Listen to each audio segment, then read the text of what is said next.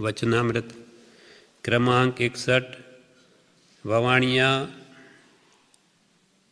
बैसाख सुद छठ सोम 1945। आ पत्र मनसुख राम सूरीराम त्रिपाठी पर है। वेदांती था, आज वेदांतना अभ्यासी था, पारगाम विद्वान था।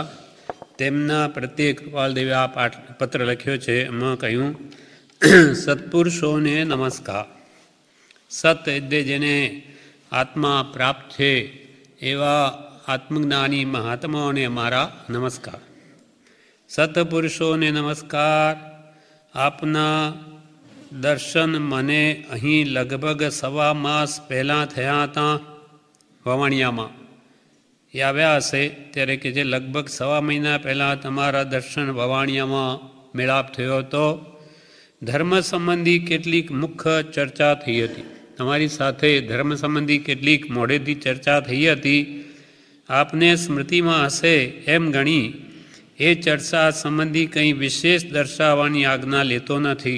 एटले जे चर्चा थयेली ए संबंधी कई विशेष बात करवानी अहींया कहेतो नथी। धर्म संबंधी माध्यस्थ ऊंच अने अदंभी विचारोथी आपना पर कंईक मारी विशेष प्रशस्त अनुरक्तता थवाथी कोई एक वेळा आध्यात्मिक शैली संबंधी प्रश्न आपनी समक्ष मूकवानी आज्ञा लेवानो आपने परिश्रम आपूं छुं। योग्य लागे तो आप अनुकूल थशो। कृपालदेव केटलुं विनयथी अमने लखे छे कि धर्म संबंधी माध्यस्थ तमे धर्म संबंधी मध्यस्थ रीते पक्षापक्षनी रीत वगर के भाई तमे वेदांती हूँ जैननो सिद्धांत कहूँ पण तमे जे मध्यस्थताथी जे बात करी छे अने ऊंच बात करी आत्मा संबंधी अने अदंभी एटले कोई खोटा डोळ वगर खोटा देखाव वगर स्वाभाविक जे बात करी ते विचारोथी आपना पर एटले आपना प्रत्ये कंईक मारी विशेष प्रशस्त अनुरक्ता थई छे। तमारा प्रत्ये मने विशेष शुभ राग उत्पन्न थयो छे। ए धर्म संबंधी तमे मध्यस्थताथी बात करी, ऊंची आत्मा संबंधी बात करी के ए पण स्वाभाविक पक्षापक्ष रहितपणे करी, आडंबर वगर करी। तेथी आपना पर कंईक मारी विशेष प्रशस्त अनुरक्तता थई छे।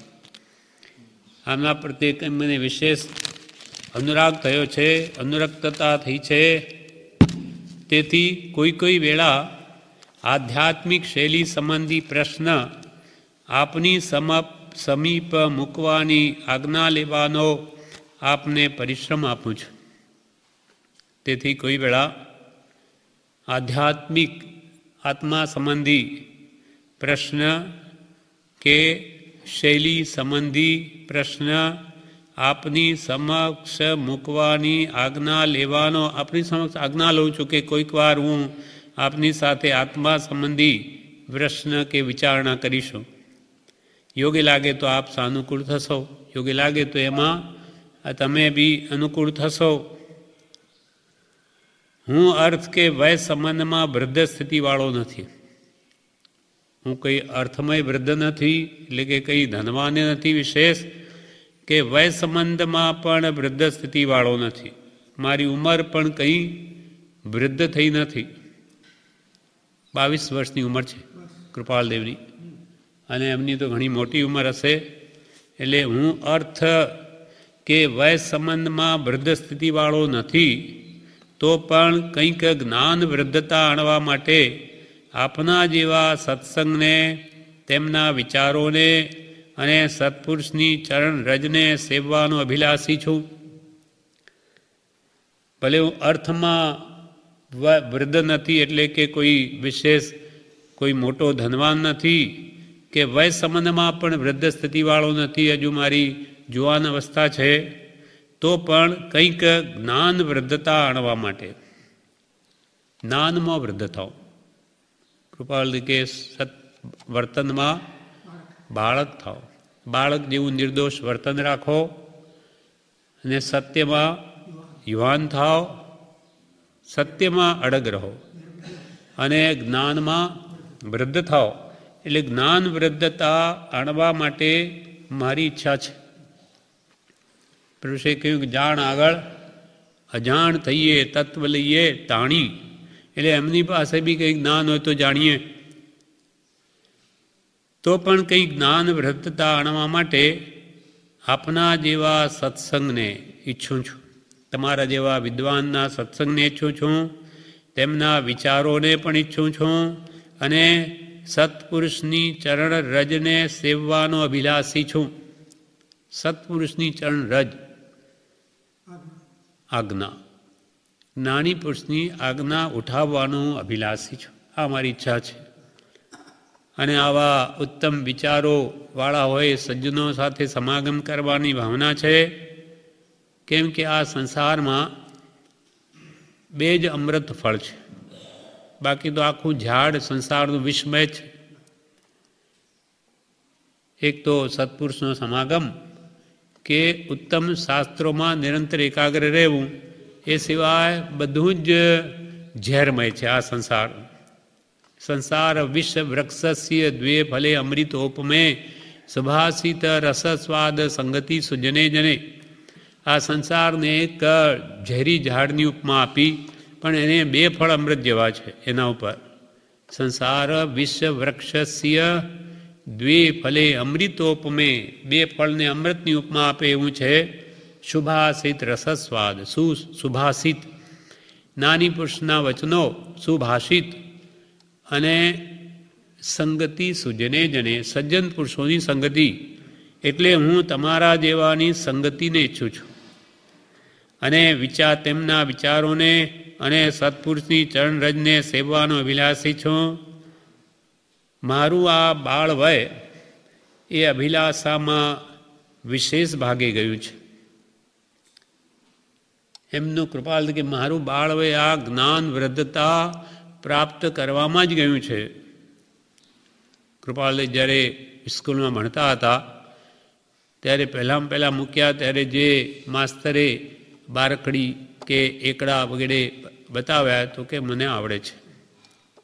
ચોપડી વંચાવી વાંચી ગયા અને પછી તો એ અભ્યાસ કરે છે 2-3 વર્ષ, ત્યારે બી માસ્તર બેઠા રહે અને એ ભણાવે છોકરાઓને, બાળકોને. એમ કે જે મારું બાળ હોય તો આ જ્ઞાનમાં જ ગયું છે, જ્ઞાન વૃદ્ધતા, જ્ઞાન પ્રાપ્તિમાં જ. ત્યાર પછી પણ 8 વર્ષની ઉંમરમાં તો ઘડિયાળ ઉપર એમને 300 ગાથાઓ લખી દીધી, 8 વર્ષની ઉંમરે. પછી દુકાનમાં જે બેઠા છે 11-12 વર્ષે ઉંમરે, ત્યારે કે મેં બહુ લીલા લહેર કરી છે. લીલા લહેર એટલે ત્યાં પણ અનેક પુસ્તકો વાંચ્યા છે.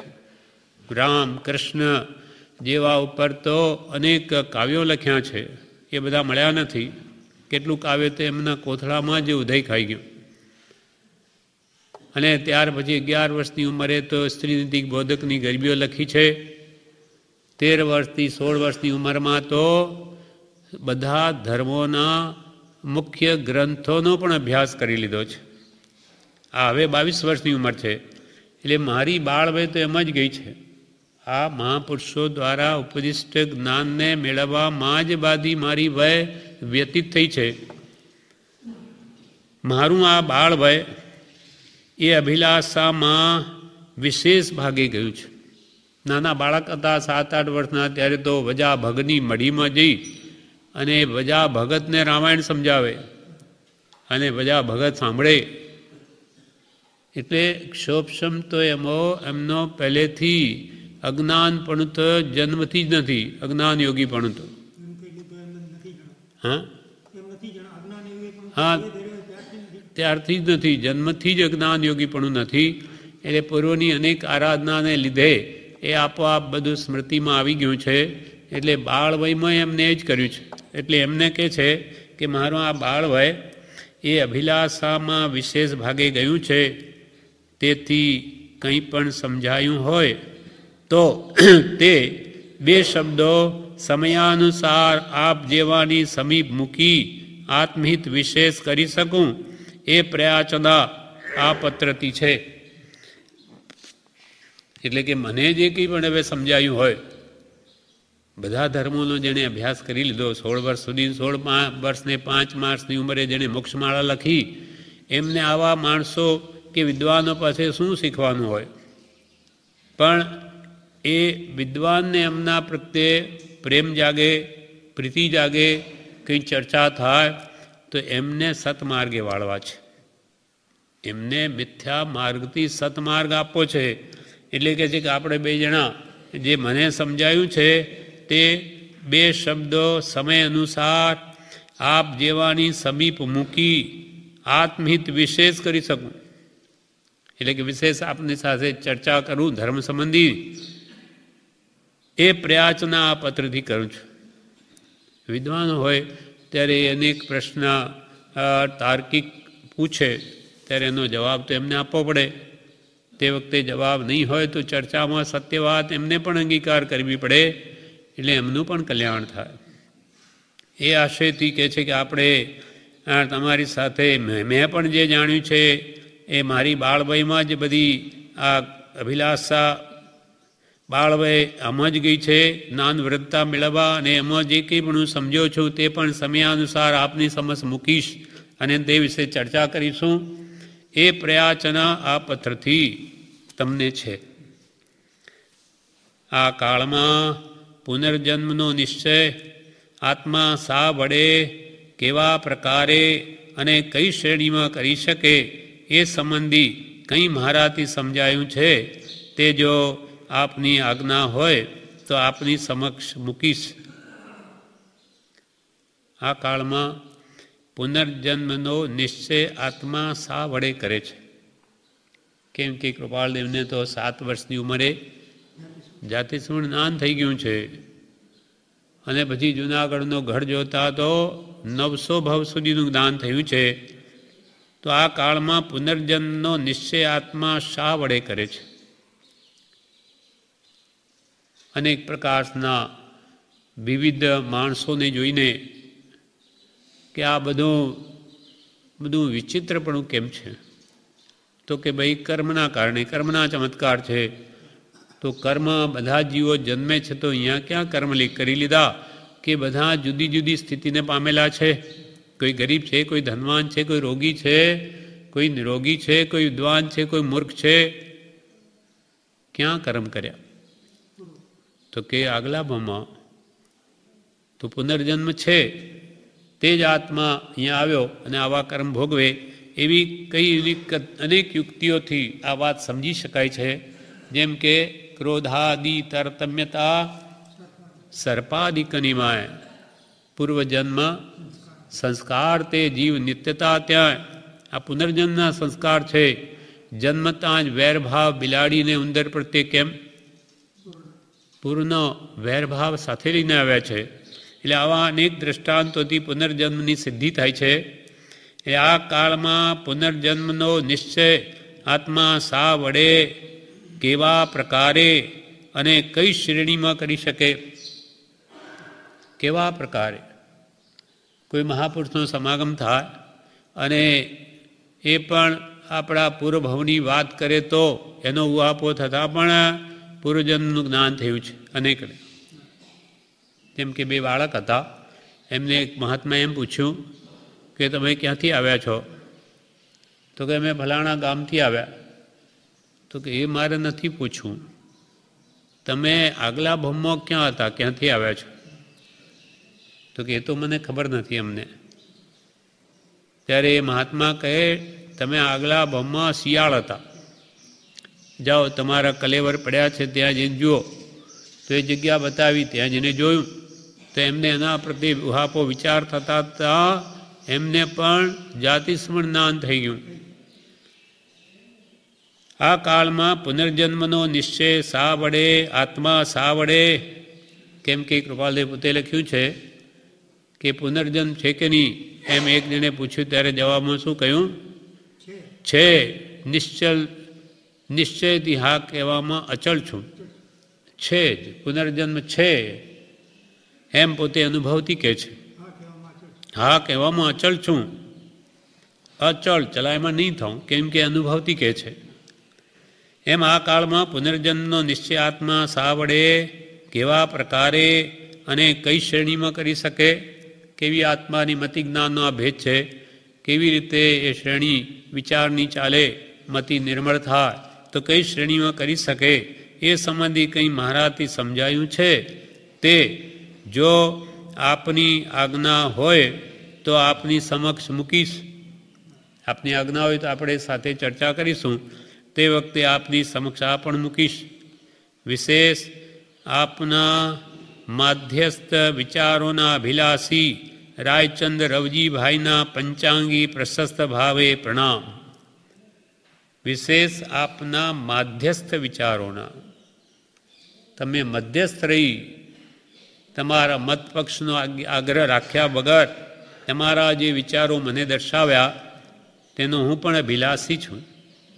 વિશેષ આપના માધ્યસ્થ વિચારોના અભિલાષી રાયચંદ રવજીભાઈના પંચાંગી, આપણે જે નમસ્કાર કરીએ છીએ પાંચે નમાવીને, પેલો સૂઈને કરીએ તો એ સાષ્ટાંગ થાય, આપણે જે કરીએ છીએ પંચાંગી એ પ્રશસ્ત ભાવે પ્રણામ. આ પ્રમાણે આ પત્ર પૂરો થયો.